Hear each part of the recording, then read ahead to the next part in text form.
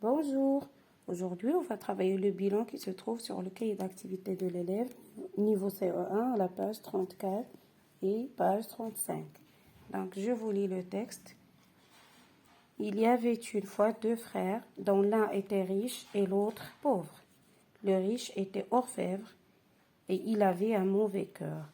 Le pauvre gagnait sa misérable vie à nouer des balais.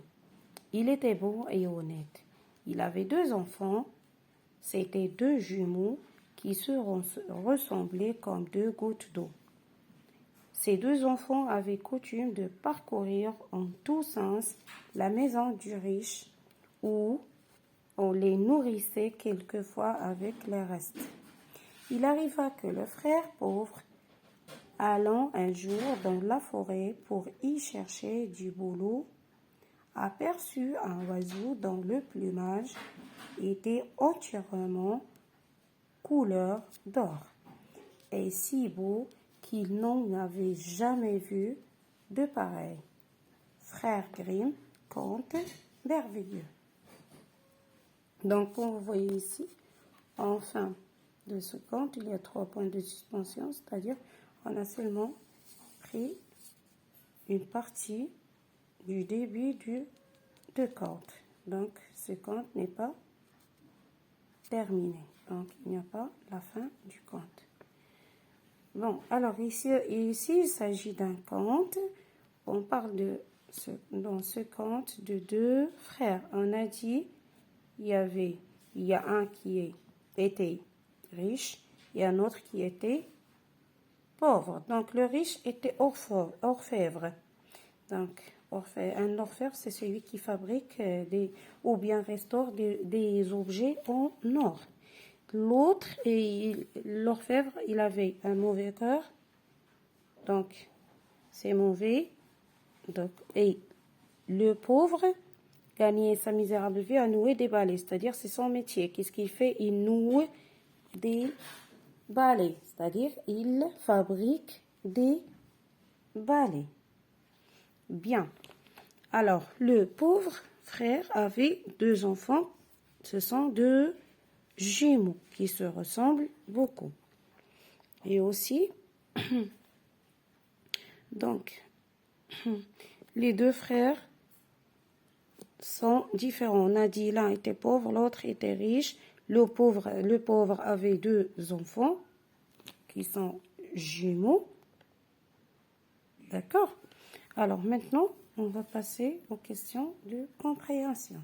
Alors, question numéro 1. Quel est le métier du frère pauvre? Alors, le frère pauvre, il nouait des balais. On a dit ici, le pauvre gagnait sa misérable vie à nouer des balais. Donc ici, misérable, c'est, on peut dire malheur. Malheur, oui. Une malheur ou bien une pauvreté qui est extrême. Une extrême pauvreté. Numéro 2, pourquoi les deux fils du pauvre parcourent-ils la maison du riche? Voilà, la réponse est ici. Avec coutume, c'est-à-dire ils avaient l'habitude de parcourir en tous sens la maison du riche où on les nourrissait quelquefois avec les restes, c'est-à-dire ils mangeaient ce qui reste dans la maison de leur oncle. Voilà, pour les nourrir quelquefois avec les restes. Relève ce qui montre que l'homme riche n'est pas bon. Oui, l'homme riche n'est pas bon. Ce qui le montre, c'est que les deux jumeaux de son frère, qui est pauvre, ils ont l'habitude de parcourir en tous sens la maison de leur oncle où on les nourrissait quelquefois avec les restes. Alors, c'est cette phrase qui montre que le riche n'est pas bon. Pourquoi? Parce que les deux jumeaux de son frère mangent ce qui reste dans la maison et ne mangent pas, ou bien ils ne mangent plus avec leur oncle ou bien ses enfants. Il mange seulement les restes. Bien. 4. À ton avis, quelle sera la fin de cette histoire? Alors, pour savoir la fin de cette histoire, vous devez chercher Frères Grimm, conte merveilleux. Vous écrivez le titre, c'est Les deux frères. Et vous pouvez écouter l'histoire sur Internet pour savoir quelle en est-il la fin de ce conte. D'accord? Bien. Je réemploie mes acquis. Donc, relève dans le texte une phrase affirmative et une phrase négative. Donc, ici, voilà. Par exemple, cette phrase, le riche était orfèvre et il avait un mauvais cœur. C'est une phrase affirmative. Un autre exemple, il était bon et honnête. Aussi, c'est une phrase affirmative. Il avait 2 enfants. Aussi, c'est une phrase affirmative. Et il n'y a qu'une seule phrase négative. Voilà. Il n'avait jamais vu de pareil. Donc, on a le jamais. Bien, on passe au numéro 2. Complète le tableau suivant à partir du texte. Donc, 2 noms masculins, voilà, le riche, le pauvre. 2 noms féminins, la maison, la forêt. Je répète, la maison, la forêt. Ici, transforme la phrase suivante. Il est bon et honnête. Nous. Donc, on va changer le pronom personnel il. D'accord? Avec le pronom personnel nous. Et on a le verbe être. Donc, il est, nous sommes. Ici, on fait attention à l'accord.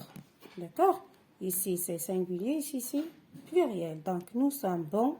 On ajoute S à l'adjectif bon et honnête. Et aussi, on ajoute S à l'adjectif honnête. Donc, nous sommes bons et honnêtes. Bien. Maintenant, on passe à la page 35. Voilà. Entoure la bonne réponse. Le texte est écrit au passé, au présent, au futur.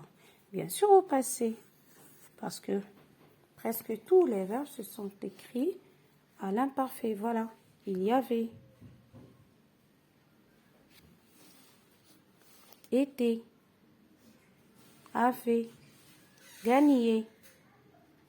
Ben, c'est simple, ici, il arriva.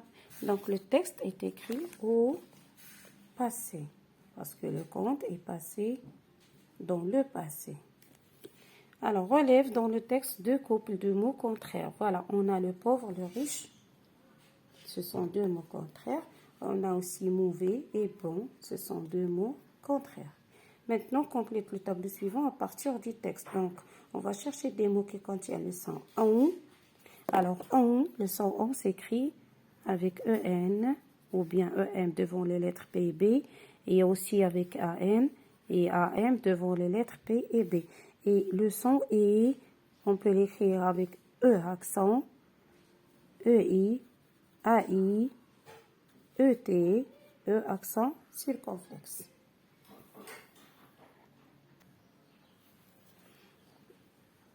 Donc, j'ai essayé d'enlever tous les mots qui contiennent le son on et le son et. Donc, pour le son on a enfant. Voilà, vous avez EN et AN, enfant. Se ressembler. Donc, vous avez EM devant la lettre B. Sens, on a EN ici. Allant, AN. Don, AN. Entièrement, EN. On entend on. Et on a on. Dans la dernière phrase du texte, qui non avait jamais vu pareil.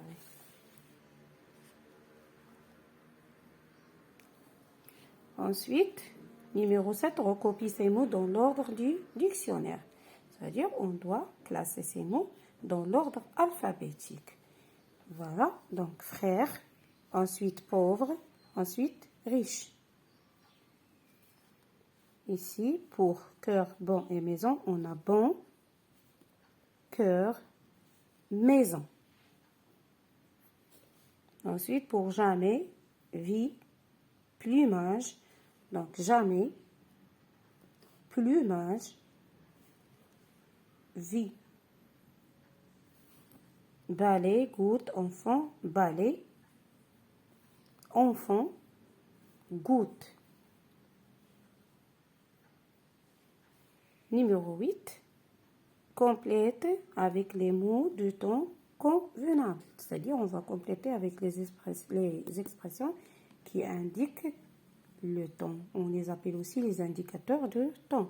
Donc, dans le texte, il y avait une fois, ou bien il était une fois, ce qui indique le passé. D'accord? On peut ajouter aussi autre fois. D'accord? On peut ajouter autre fois. Autre fois. Ou bien hier. Donc, pour le présent, maintenant, aujourd'hui, en ce moment. Pour le futur, demain, le lendemain, plus tard, ou bien bientôt. Plus tard. Donc, ici, on a une charade. On doit chercher la solution. Donc, qui suis-je? Mon premier est un poisson, mon deuxième est un poisson, mon tout est un membre de la famille. Donc, mon premier est un poisson, le temps. Mon deuxième est un poisson, le temps. Donc, ton et ton, ça va donner tonton. C'est ton tonton. Alors, le tonton, c'est ton oncle. C'est le frère de papa. Dernière question. Entoure la bonne réponse. Le père de mon père est. Donc, le père de mon père est. Et mon grand-père, c'est mon grand-père. Le neveu de ta grand-mère est ton oncle. La sœur de mon oncle est ma tante. Bien, je vous dis merci beaucoup et à la prochaine fois, Inch'Allah.